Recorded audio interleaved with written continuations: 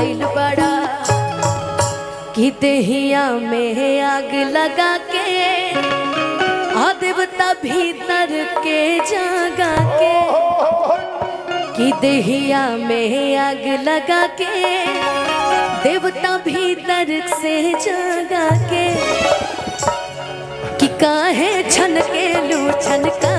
के दाते से गोढ़नी दबा के अपना जीजा से भाव खा के नचलू मुँह चमका के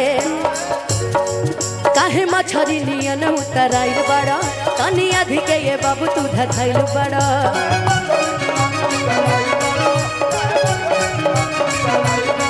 लागे आज कुछ आँखी देखी आइल बड़ा तबे छान देवे खाती छपटाइल बड़ा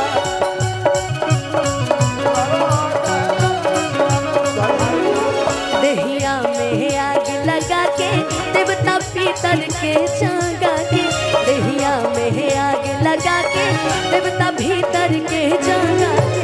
काहे छन के लू छनका के दाते से ओढ़नी दबा के अपना जीजा से भाव खा के नचलू मुँह चमका के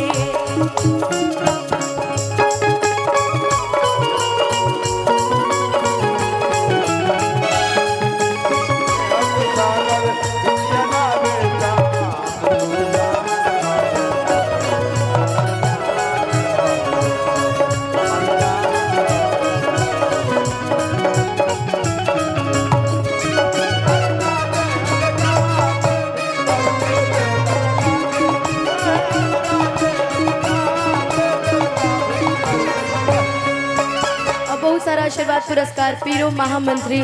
भाजपा संतोष भैया की तरफ से बहुत सारा आशीर्वाद पुरस्कार अंजनी भैया की तरफ से भी बहुत सारा आशीर्वाद पुरस्कार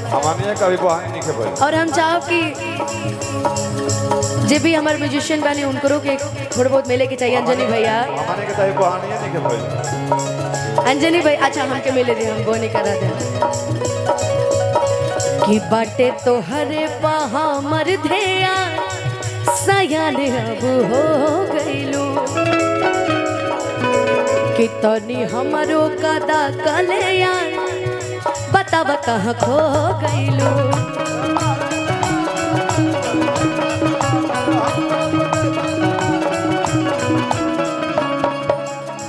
रस गगरी के छलका के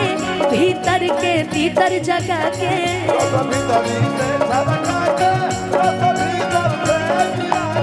सोना कही लकीरिया खा के ले जाइब कनिया बना के काहे छन के लू छनका के दाते से ओढ़नी दबा के अपना जीजा से भाव खा